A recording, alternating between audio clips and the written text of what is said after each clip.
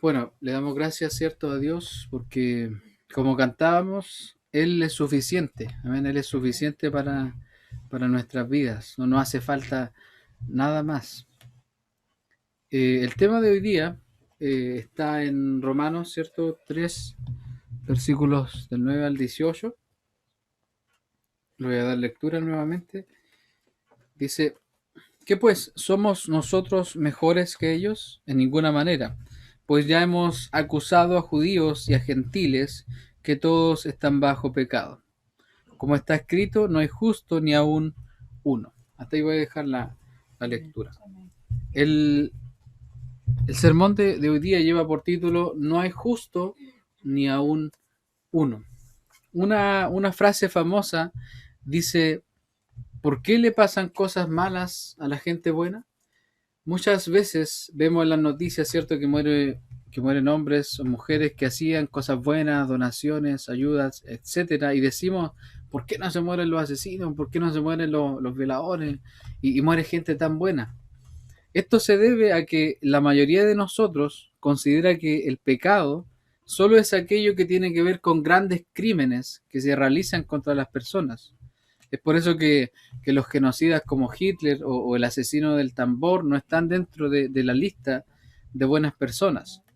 Sin embargo, la palabra de Dios nos provee la verdad respecto a quiénes son malos y quiénes son buenos. Por lo tanto, la pregunta que hicimos al inicio, ¿por qué le pasan cosas malas a la gente buena?, podría no ser válida al considerar seriamente lo que Dios nos enseña en su palabra. Algo relevante también a considerar es que existe un pensamiento en la sociedad que nos dice que las buenas acciones realizadas por las personas nos permiten volver a creer en la humanidad. Por ejemplo, cuando uno ve un video de estos virales donde una persona, ¿cierto?, ayuda a otra, hace algo lindo por otra persona, siempre le ponen ahí, esto me hace volver a creer en la humanidad. Es decir, volver a creer que las personas son buenas y que podemos poner nuestras esperanzas en la humanidad. Muchos sueñan con la paz mundial, un mundo sin fronteras, sin países, sin pandemias, donde todos somos hermanos y reina la calma y la prosperidad, un mundo ideal, como lo canta Disney. Lamentablemente este pensamiento es totalmente imaginario y es algo que jamás ocurrirá en esta vida pasajera. Incluso creer y poner nuestra esperanza en la humanidad es algo que Dios no nos llama a hacer. Mire lo que dice la palabra acá en Jeremías, capítulo 17, versículo 5, que es un versículo que lo hemos leído muchas veces y que muchas veces se malentiende. Dice, así ha dicho Jehová, maldito el varón que confía en el hombre y pone carne por su brazo y su corazón se aparta de Jehová. La nueva traducción nos ayuda un poco a entender mejor y dice, esto dice el Señor, malditos son los que ponen su confianza en simples seres humanos que se apoyan en la fuerza humana y apartan el corazón del Señor. Esto quiere decir que no hay bendición para aquellos que confían en los humanos, en sí mismos y que se alejan de Dios. Esto no tiene que ver con que no podamos confiar entre nosotros como iglesia o no confiar yo en mi esposa, sino que tiene que ver con poner mi confianza o fe en cualquier otra cosa que no sea Dios. Nos está diciendo este texto que no podemos confiar entre nosotros, que debemos ser desconfiados entre nosotros, sino que está diciendo, no pongas tu fe, no pongas tu confianza, no pongas tu esperanza en la humanidad. Y algo parecido a lo que nos dice el Salmo 33, 17. Dice, vano para salvarse es el caballo, la grandeza de su fuerza a nadie podrá librar. Isaías 31, versículo 1, nos dice, ay de los que descienden a Egipto por ayuda y confían en caballos y su esperanza ponen en carros, porque son muchos, y en jinetes, porque son valientes, y no miran al Santo de Israel ni buscan a Jehová. El llamado de Dios en estos versos está centrado en que el hombre no debe buscar su salvación lejos de Cristo. Es decir, lo que leímos en Jeremías 17:5, lo que Dios nos está diciendo es, no busques tu salvación fuera de mí. Eso es lo que el Señor nos está diciendo. El hombre no provee salvación, los ejércitos de la tierra, las fuerzas armadas tampoco, sino solo nuestro Dios.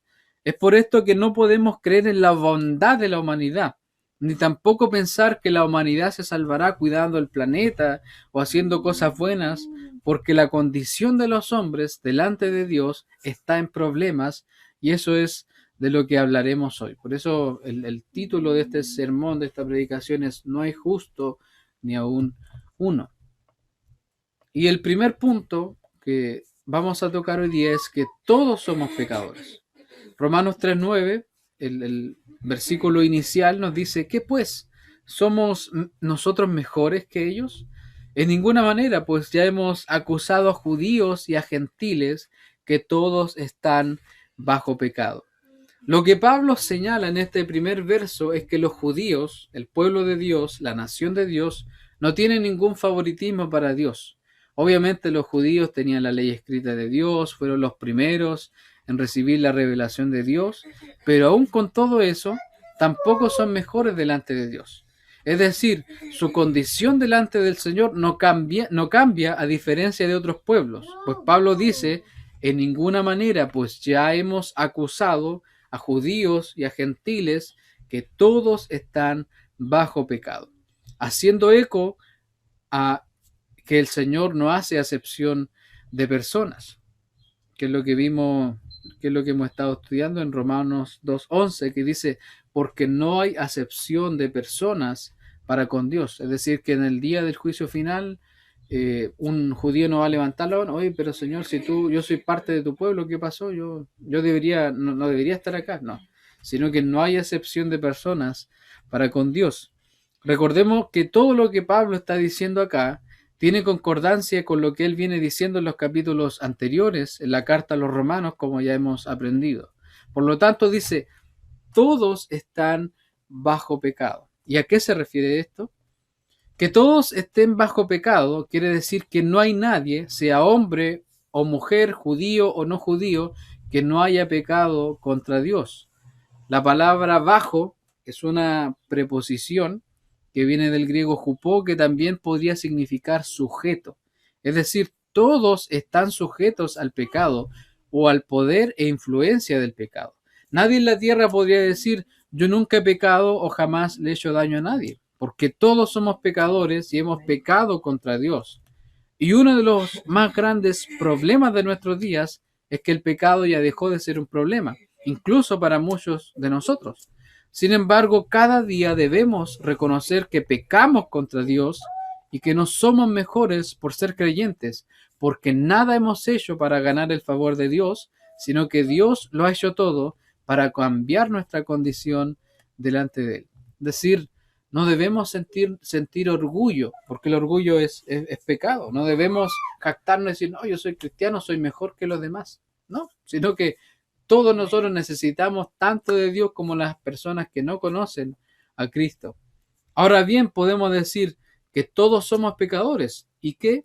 ¿Cuál es el efecto del pecado en el corazón del hombre? ¿Acaso importa realmente preocuparse por eso? Porque hoy día, si yo le digo a una persona que no conoce al Señor, oiga, usted es pecador, la persona me va a decir, ¿y qué? Entonces, esto importa y es relevante que nosotros tengamos claro por qué es importante esta verdad, por qué es importante anunciar que todos somos pecadores. Primero porque el pecado lleva a los hombres a la destrucción y a vivir una vida lejos del Evangelio. El pecado no trae ningún beneficio, no es una bendición, ni tampoco nos lleva a crecer. Nadie de nosotros puede darle gracias al pecado porque ha generado crecimiento en nosotros, sino es todo lo contrario. El pecado siempre va a acarrear consecuencias para nuestras vidas. Por esto es que necesitamos asimilar la verdad de que cada persona en este mundo es un pecador delante de Dios que necesita con suma urgencia reconciliarse con Dios. Mira lo que nos dice acá el Señor en 2 capítulo 5, versículos del 18 al 20. Dice, y todo esto proviene de Dios, quien nos reconcilió consigo mismo por Cristo y nos dio el ministerio de la reconciliación. Que Dios estaba en Cristo reconciliando consigo al mundo, no tomándoles en cuenta a los hombres sus pecados, y nos encargó a nosotros la palabra de la reconciliación. Así que somos embajadores en nombre de Cristo, como si Dios rogase por medio de nosotros. Os rogamos en nombre de Cristo, reconciliaos con Dios. Ese es el mensaje del Evangelio. Ese es el mensaje que nosotros cuando vayamos a la casa de una persona que no conoce a Cristo debemos decirle: reconcíliate con Dios, arrepiéntete de tus pecados. Y así se muestra la gracia de Dios con el pecador. Mire lo que dice acá: no toma en cuenta el pecado del pecador, sino que lo perdona.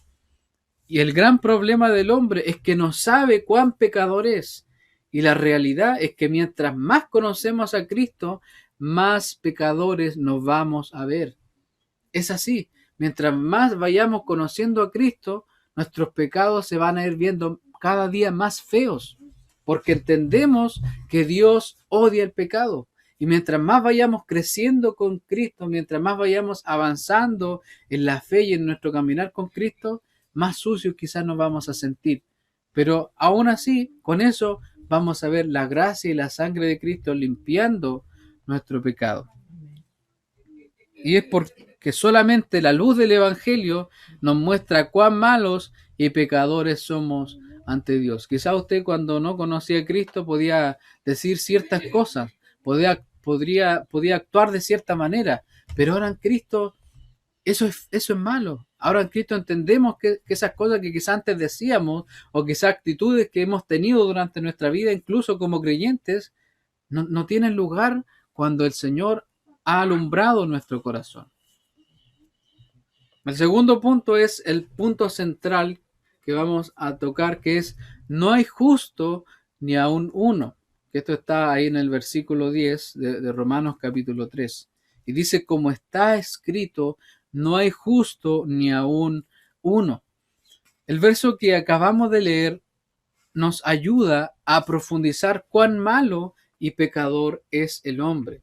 El verso 10 comienza diciendo: como está escrito.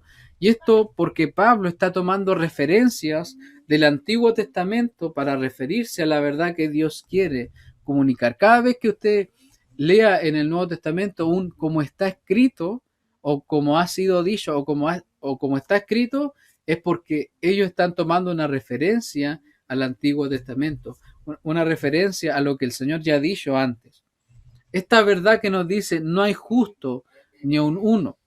Y podríamos pensar que estamos delante de una contradicción, porque hace días aprendimos que somos justos por la fe en Jesús, pero acá la Biblia nos dice que no hay justo ni aun uno.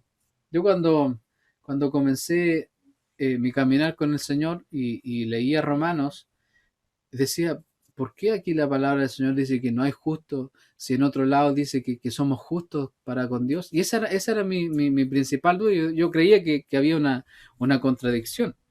Pero debemos recordar que la Biblia no tiene contradicciones. Si la Biblia tuviera contradicciones, entonces podríamos desechar la Biblia, podríamos dejarlo junto al grupo de un libro más. Pero la Biblia no tiene contradicciones, la Biblia no tiene errores. Los que tenemos contradicciones y los que tenemos errores somos nosotros. Muchas veces, al no profundizar un poco más, creemos que la Biblia tiene contradicciones. Y lo que Dios está haciendo en este pasaje es mostrar la condición caída del hombre lejos de Dios y mostrarnos que sin el Evangelio es imposible llegar a ser justo delante de Dios y a tener una relación con Él. A esto también le llamamos la depravación total del hombre. Ponga atención a eso. Así le llamamos a esta enseñanza, la depravación total del hombre, que nos dice que el hombre no puede hacer lo bueno y tampoco buscar la salvación, porque todos los intentos que haga serán inútiles. Porque el hombre no va a nacer de él buscar a Dios. No nace del hombre buscar a Dios. No es que un día usted se despierte y diga: oh, yo quiero buscar a Dios. El hombre sin Cristo no busca a Dios por su propia iniciativa. Y vamos a profundizar en aquello. Y la primera característica que nos indican los versos del 10 al 12 es que todos están lejos de Dios. Y dice así: como está escrito, no hay justo ni aun uno, no hay quien entienda, no hay quien busque a Dios. Todos se desviaron, a una se hicieron inútiles, no hay quien haga lo bueno, no hay ni siquiera uno. ¡Wow! La palabra del Señor hablándonos de la condición del hombre. Y Pablo está haciendo referencia al Salmo 14 del 1 al 3 y al Salmo 53 del 1 al 3, que dice el necio en su corazón, no hay Dios, se han corrompido, hacen obras abominables, no hay quien haga el bien. Jehová miró desde los cielos sobre los hijos de los hombres para ver si había algún entendido que buscara a Dios. Todos se desviaron, a una se han corrompido, no hay quien haga lo bueno, no hay ni siquiera uno. Es una referencia directa a lo que Pablo dice en Romanos capítulo 3, verso del 10 al 12. Entonces, cuando usted le diga, no, yo soy bueno, no, Dios te dice que no eres bueno. No hay ni siquiera uno bueno. Esto nos quiere decir que el hombre en su condición de pecador no cree en Dios. Por lo tanto, es insensato o absurdo. No entiende la realidad y tampoco busca a Dios. Y el texto dice que todos se desviaron, a una se hicieron inútiles. Quiere decir que todos nos volvimos malos y nadie, absolutamente nadie, quiere hacer lo bueno. Por lo tanto, con esto la pregunta que hicimos al principio, ¿se acuerda? ¿Por qué le pasan cosas malas a la gente buena? Es una pregunta falsa. Porque no hay gente buena y jamás habrán personas buenas. Esto quiere decir que el hombre no puede venir a Dios por iniciativa propia. Al hombre no le pueden hacer venir a Dios. Nadie que esté lejos de Cristo se levanta un día diciendo, hoy arreglaré mi vida con Dios, hoy comienzo a entender la verdad de Dios, hoy buscaré a Dios, hoy me acerco a Dios, hoy dejo de ser malo, hoy quiero hacer lo bueno. Nadie, absolutamente nadie. La persona puede hacer los esfuerzos para cambiar, los esfuerzos que quiera para cambiar. Pero si Dios no hace el cambio, entonces la persona no va a cambiar. Es por eso que no podemos forzar a la gente a que crean el Evangelio, porque es la obra poderosa de Cristo. Si hoy estamos acá escuchando esta palabra es porque Dios un día obró. Cuando no nos interesaba Cristo, Dios un día obró en nuestros corazones. Por lo tanto, que un hombre me diga, no, yo solo creí en Dios, Dios no me trajo a él, eso es imposible. Porque lo único que puede acercar al hombre a Dios es Dios mismo con su poder. La Biblia nos lo dice ahí en Juan capítulo 1, versículos del 12 al 13. Esta es la nueva traducción viviente. Pero a todos los que creyeron en él y lo recibieron, les dio el derecho de llegar a ser hijos de Dios. Ellos nacen de nuevo, no mediante un nacimiento físico como resultado de la pasión o de la iniciativa humana, sino por medio de un nacimiento que proviene de Dios. Es decir, que todos aquellos que creen en Cristo no nacen de nuevo, no creen en el Señor por la iniciativa propia. Como ya decíamos, nadie se levanta y dice, hoy día voy a creer en Cristo, a menos que Dios haya puesto un deseo profundo y haya transformado el corazón de esa persona. Ninguno de nosotros podría aceptar a Dios por nuestra voluntad, porque nuestra voluntad está presa del pecado y de la maldad. Yo le podría decir a una persona que no cree en Cristo, ya, pues póngase las pilas, crea en el Señor, tienes que hacer esto y esto y esto, y Dios te va a salvar. Pero la persona, si Dios no obra en esa persona, entonces nada va a ocurrir. Es por eso que necesitamos orar y orar para que el Señor despierte el corazón de las personas que no creen en el Señor, porque nosotros no podemos hacer la obra. No podemos adelantarnos y decir, oiga, ¿usted quiere tomar una decisión? ¿Sí o no? Si es sí, bueno, usted ya es salvo. Si es no, entonces se mantiene en su pecado. No es así, sino que Dios es quien hace la obra en el corazón de sus hijos. Juan 8:34 nos dice, Jesús le respondió, de cierto os digo que todo aquel que hace pecado, esclavo es del pecado. Y aquí muchas veces uno dice, oiga, pero si yo hago pecado, entonces soy esclavo del pecado. Esto no aplica para los creyentes. ¿Por qué? Porque los creyentes, aunque hacemos pecado, no practicamos el pecado, no vivimos en el pecado como antes. Podemos caer en pecado, podemos tener tiempos quizás débiles, pero no hacemos pecado como las personas que no son creyentes. No somos esclavos ya del pecado, porque Cristo nos ha liberado. Esta es la condición del hombre sin Dios, presos del pecado y la maldad. El punto B que nos señala la palabra es que todos engañan. Romanos capítulo 3, Versículo 13 dice, sepulcro abierto es su garganta, con su lengua engañan, veneno de áspides hay debajo de sus labios. Y esto viene del Salmo 5:9 y del Salmo 140, verso 3, que dice, porque en la boca de ellos no hay sinceridad, sus entrañas son maldad, sepulcro abierto es su garganta, con su lengua hablan lisonjas. Y el Salmo 143 dice, aguzaron su lengua como la serpiente, veneno de áspid hay debajo de sus labios.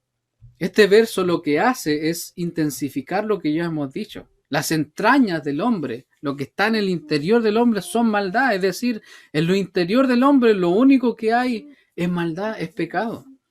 Esto produce que todo lo que salga de la boca del hombre sea malo. Es por esto que la garganta del pecador es una tumba abierta de donde sale mentira y halagos sin sentido para obtener cosas. Cuando aquí la Biblia habla de lisonjas, son halagos para obtener cosas. Y muchas veces esto uno lo ve en las personas. No, yo siempre estoy ahí al lado del Señor. Yo le digo al Señor que bendíceme, Señor. Yo siempre hablo con Dios para que Él me bendiga. Pero eso son lisonjas, son cosas que no tienen ningún sentido. Y no solo esto, sino que también su boca es como serpiente venenosa. Cuando la Biblia habla de áspides, son serpientes. Y es por esto que Cristo decía lo siguiente. En Mateo 15:11 dice, no lo que entra en la boca contamina al hombre, mas lo que sale de la boca, esto contamina al hombre.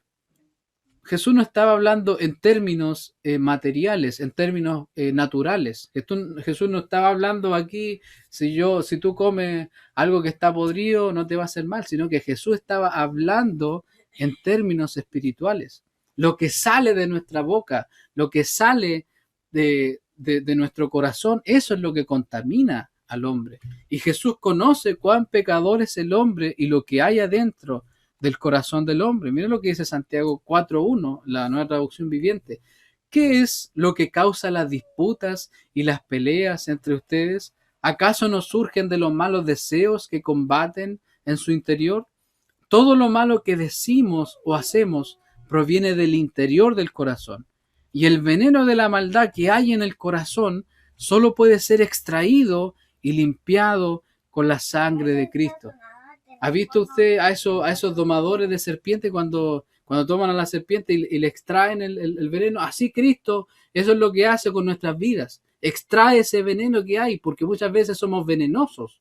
Muchas veces somos como serpientes venenosas que al abrir nuestra boca dañamos a las personas. Y eso es lo que Cristo tiene que hacer con nosotros, que quite toda clase de veneno que esté en nuestra boca.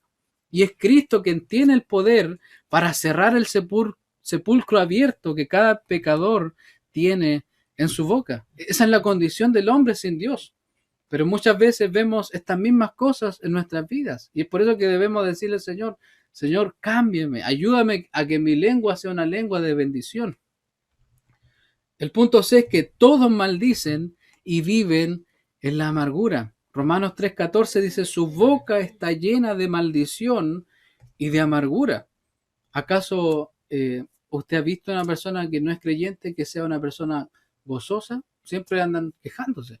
Siempre una persona que no tiene a Cristo vive una vida de amargura. Tiene momentos de tristeza, tiene momentos quizás de alegría, de felicidad, pero todo eso es falso. Porque cuando llega la noche está ahí triste porque no tiene a Cristo. Pero en cambio, con Cristo, aunque tengamos la pura mantequilla, aunque tengamos quizá un arroz del día anterior, somos felices. Con Cristo somos felices teniendo harto en la mesa y teniendo poco en la mesa. Porque es así. Y Romanos 3:14 viene del Salmo 17 que dice, llena está su boca de maldición y de engaños y fraude, debajo de su lengua hay vejación y maldad. Aquí Dios sigue describiendo la boca de los hombres. Y no olvidemos que la boca está conectada con el interior y el corazón de las personas. No es que la persona sea un arrebato y diga cosas feas, no, sino que lo que sale de nuestra boca, lo que hablamos, está conectado con nuestro corazón, con nuestra mente. No son cosas separadas, sino que aquí la palabra siempre nos va a decir, Lo que sale de tu boca es lo que hay en tu corazón. Mira lo que dice Lucas 6:45. El hombre bueno del buen tesoro de su corazón saca lo bueno. Y el hombre malo del mal tesoro de su corazón saca lo malo, porque de la abundancia del corazón habla la boca. Si el tesoro del Evangelio está en nuestro corazón, eso es lo que yo voy a hablar, eso es lo que yo voy a transmitir. Pero si el tesoro malo de mi maldad, de mi pecado, está ahí, eso es lo que yo voy a hablar. Y aquí la palabra del Señor y Jesús es verdadero en lo que dice, de la abundancia del corazón, de lo que más está en mi corazón va a hablar mi boca. Y en este caso el hombre en su condición de pecador, lejos de Cristo, está lleno de maldición y amargura. Una lengua sin el Evangelio es peligrosa. Imagínense que si muchos de nosotros, siendo cristianos, usamos mal muchas veces nuestra lengua, ¿cuánto más aquellos que no tienen al Señor? Es por eso que no debemos esperar palabras lindas de aquel que no conoce a Cristo. Si salen palabras lindas de ellos es porque la gracia del Señor está haciendo algo. Pero no debemos esperar que una persona que no conoce al Señor nos diga palabras lindas o que reaccione bien ante una situación. Sí debemos esperarlo de alguien que ha creído en el Señor. Mire lo que dice acá Santiago 3:6. Y la lengua es un fuego, un mundo de maldad.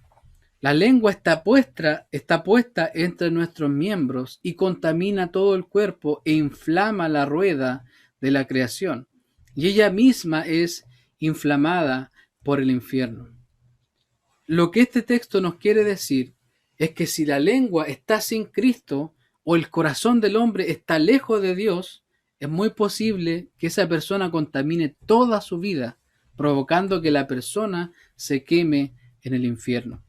Si una persona tiene un corazón lejos del Evangelio, si una persona tiene un corazón lejos de Cristo, entonces lo que va a salir de su lengua, ¿qué va a ser? Maldición.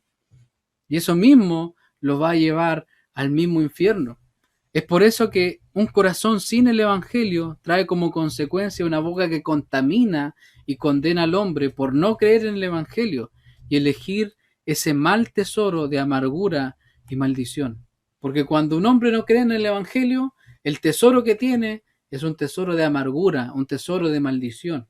Eso es lo que tiene un hombre cuando no cree en el Evangelio. Por eso debemos clamar a Cristo por aquellos que no creen en su palabra.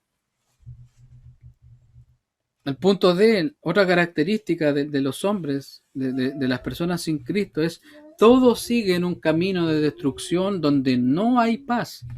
Romanos 3, del 15 al 17, dice, sus pies se apresuran para derramar sangre, quebranto y desventura hay en sus caminos y no conocieron camino de paz. Y estos versículos vienen de Isaías 59, del 7 al 8, y Proverbios capítulo 1, 16, que dicen, sus pies corren al mal, se apresuran para derramar la sangre inocente, sus pensamientos, pensamientos de iniquidad, destrucción y quebrantamiento hay en sus caminos. No conocieron camino de paz, ni hay justicia en sus caminos, sus veredas son torcidas, cualquiera que por ellas fuere no conocerá paz. Proverbio 1:16, porque sus pies corren hacia el mal y van presurosos a derramar sangre. Esto describe la vida del hombre sin Cristo. Es por esto que el hombre no puede conocer a Dios por sus propias fuerzas, porque el hombre corre hacia las cosas malas y jamás correrá a Dios porque no quiere venir a Dios. Es por esto que toda la clase de pecados resulta más fácil hacerlos, sobre todo derramar sangre inocente.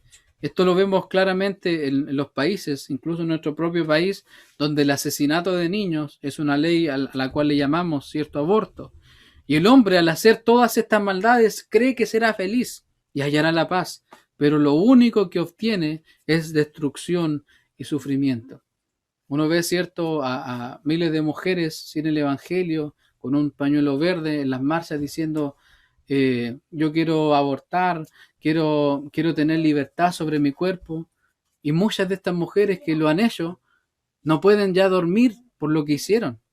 Y incluso hay testimonios de hermanas en Cristo que antes, cuando estaban lejos del Señor, abortaron y cuando vinieron a la fe, Dios las enfrentó y pudieron reconciliarse con el Señor y ellas sienten pena de lo que hicieron, se arrepienten de lo que hicieron en el pasado, porque el camino lejos de Dios, un camino lejos del diseño de Dios, un camino que nos dice, oye, tú puedes abortar, entre comillas, que en realidad es asesinar. Cualquier camino que nos da alternativas a lo que Dios nos dice es un camino que no nos va a llevar a la paz, que va a llevar a la destrucción y al sufrimiento. Mire lo que dice Santiago 4:2. Codician y no tienen, matan y arden de envidia y no pueden alcanzar, combaten y luchan, pero no tienen lo que desean porque no piden. Así es el ciclo del hombre sin Dios. Codician, sienten envidia y quieren tenerlo todo, y cuando no pueden lograr esto, son capaces de pelear, matar, hacer guerras, pero aún así no logran lo que quieren. Es así el ciclo de una vida sin Cristo. Codician, no tienen, y quieren lograrlo, quieren tener lo que quieren, y cuando no lo tienen, entonces matan. ¿Por qué creen que un hombre mata a su esposa o una esposa mata a su esposo? Porque se sienten dueños de esa persona y dicen, no, mi esposa, mi esposo no me puede fallar, lo mato. No tengo lo que quiero y voy a matar a la persona. Es así la vida del hombre. Sin Dios, incluso hay muchos que llegan a ganar todo el mundo. Hay personas que llegan a un punto en el que dicen, ya he ganado todo en la vida. Tengo todo el éxito que quiero. Ya no me hace falta nada más. Por ejemplo, uno ve la vida de los futbolistas y uno dice, wow, ¿cuántos millones ganan por minuto estos tipos? Ellos no tienen necesidad de médico, no tienen necesidad de nada. Pero miren lo que el Señor nos dice en Marcos capítulo 8, versículo 36. Porque ¿qué aprovechará al hombre si ganare todo el mundo y perdiere su alma? ¿Cuál es el provecho? Esa es la peor inversión. Esa es la peor inversión que un hombre puede hacer. Ganar el mundo y perder el alma. La peor inversión. Y esa inversión se hace solamente yéndose lejos de Cristo. Y la última característica que ya menciona el versículo 18 es que todos viven sin temor de Dios. Romanos 3:18 lo dice, no hay temor de Dios delante de sus ojos. Y esto viene del Salmo 36:1, donde nos dice, la iniquidad del impío me dice el corazón, no hay temor de Dios delante de sus ojos. Y la Nueva Traducción nos dice, a los malvados el pecado les susurra en lo profundo del corazón, no tienen temor de Dios en absoluto. De alguna forma, esta última característica engloba y agrupa todo aquello que hemos hablado anteriormente acerca de la condición de pecador del hombre. El pecado les susurra en lo profundo del corazón. ¿Han escuchado cuando una persona dice, no, el diablo me hizo hacerlo? Aquí dice otra cosa la palabra del Señor. El pecado le susurra al hombre en el corazón. No es que el pecado sea como un ente que está viviendo en ellos, sino que es la maldad que gobierna el corazón de una vida sin Cristo. Y el pecado siempre va a buscar culpables. Por eso dicen, no, que el diablo me hizo hacerlo. Pero eso es mentira. Cuando ellos lleguen delante del Señor, si no creen en Cristo, no le va a decir, no, el Señor no les va a decir, ese pecado no te lo voy a contar porque eso lo hizo el diablo. No, sino que cuando una persona comete un pecado, es la persona que comete el pecado. No hay intermediarios. Es el pecado, como dice acá, el pecado susurra en lo profundo del corazón. Y esto genera la inexistencia del temor de Dios en el corazón de aquellos que no conocen a Cristo. Proverbios 8:13 dice, el temor de Jehová es aborrecer el mal, la soberbia, la arrogancia, el mal camino, la boca perversa, aborrezco.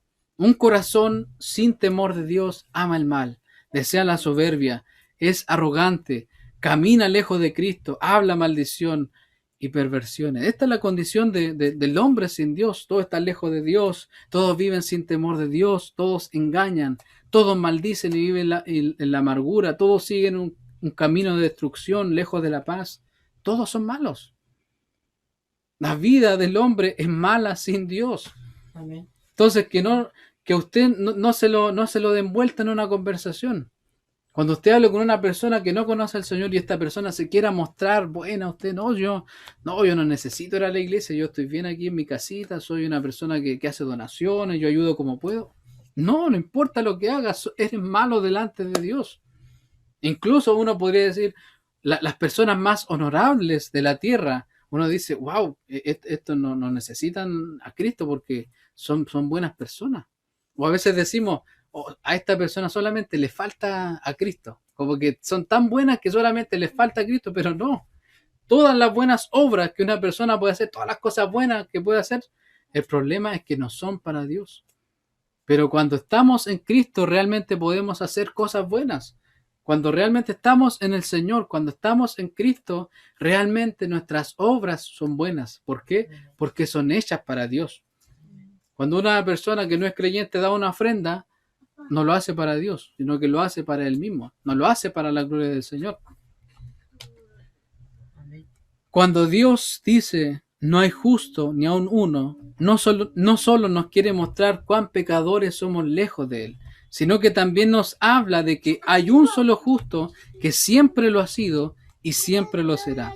Y que por ese justo muchos pecadores malvados pueden ser salvados. No solamente cuando usted lea no hay justo ni aun uno, fíjese en lo malo que somos, sino que recuerde que hay un justo que nos puede hacer justos, que puede cambiar nuestros corazones, que es lo que Él ha hecho con nosotros.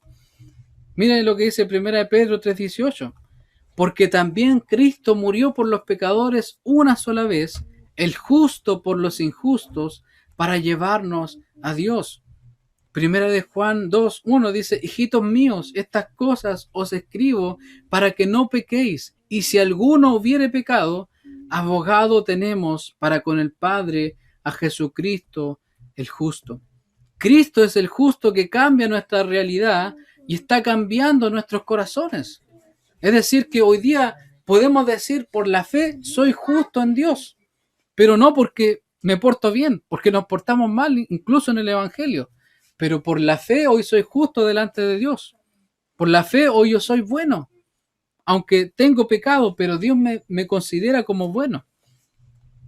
Cristo el justo nos acerca a Dios. Juan 14:6 dice, Jesús le dijo, yo soy el camino y la verdad y la vida. Nadie viene al Padre sino por mí. Él nos puede acercar a Dios, a estos pecadores que están todos lejos de Dios. Él los puede acercar. Cristo el justo da su verdad a pecadores mentirosos, porque también somos todos mentirosos. Tercera de Juan, el verso 4 dice, no tengo yo mayor gozo que este, el oír que mis hijos andan en la verdad. Hoy podemos andar en la verdad, hoy podemos dejar de ser mentirosos. Juan 17:17, el Señor orando por nosotros, Él nos dice, santifícalos en tu verdad. Tu palabra es verdad. Lejos de Cristo, el hombre vive un camino de mentira. Cristo el justo bendice a los que hemos vivido en maldición y nos da gozo quitando nuestra amargura y todas nuestras tristezas que podamos tener. Gálatas 3:13 dice, Cristo nos redimió de la maldición de la ley, hecho por nosotros maldición, porque está escrito, maldito todo el que es colgado de un madero. Ya no es necesario que andemos maldiciendo a todo el mundo, ya no debemos hacer eso, porque somos benditos en Cristo. El Señor ya no nos llama a vivir una vida de maldecir a otros, sino de bendecir a los demás.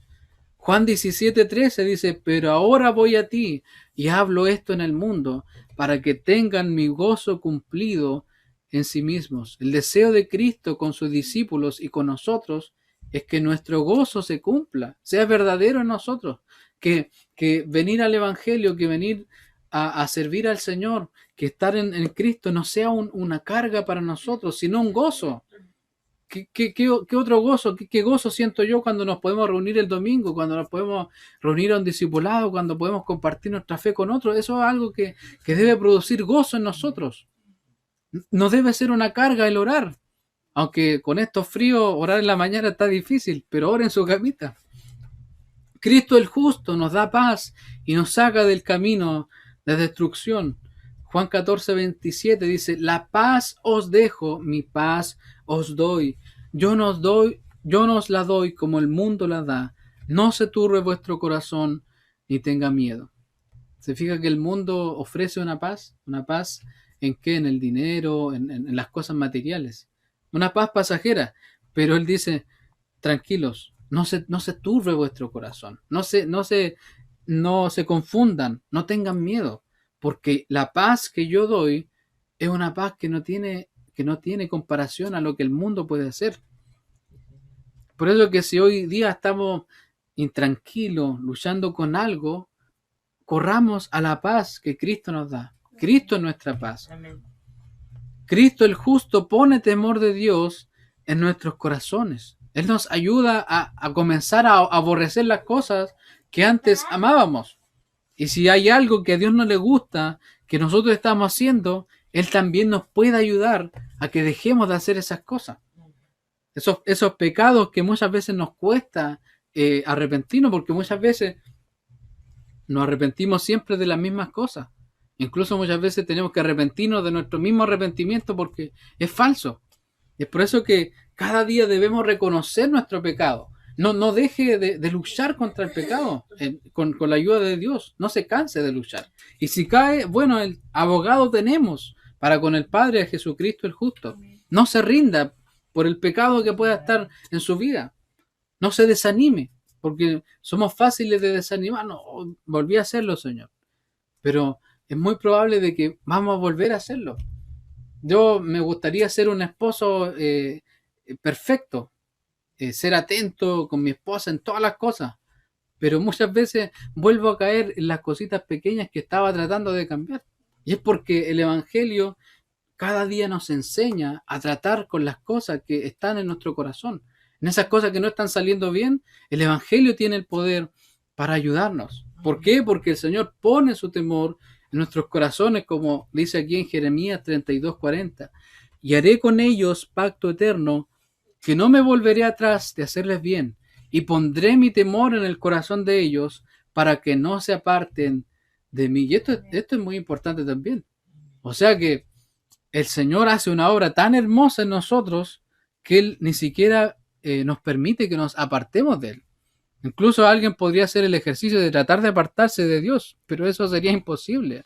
Un creyente no va a apartarse nunca de Dios, porque la obra que Dios ha hecho es una obra tan poderosa que no es una obra que tenga que ver con lo que nosotros podamos hacer. Es por eso que yo le aseguro, por la fe y por lo que la palabra nos enseña, que ninguno de nosotros se apartará del Señor. Porque Él es poderoso. Si somos verdaderos creyentes, si Dios nos ha salvado, si Dios ha obrado en nosotros, entonces, como cantábamos hoy día, ¿qué nos puede separar del amor del Señor? Nada en la tierra, ni en las alturas. Ninguna cosa creada, dice Romanos 8, nos puede apartar del amor del Señor.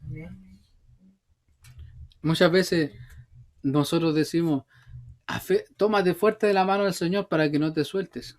Pero en realidad nosotros no tenemos ni siquiera fuerza para hacer eso, sino que Él dice que Él nos tiene en el hueco de su mano y Él no pierde nada. Imagínense, nosotros somos ovejitas que están ahí en la palma del Señor.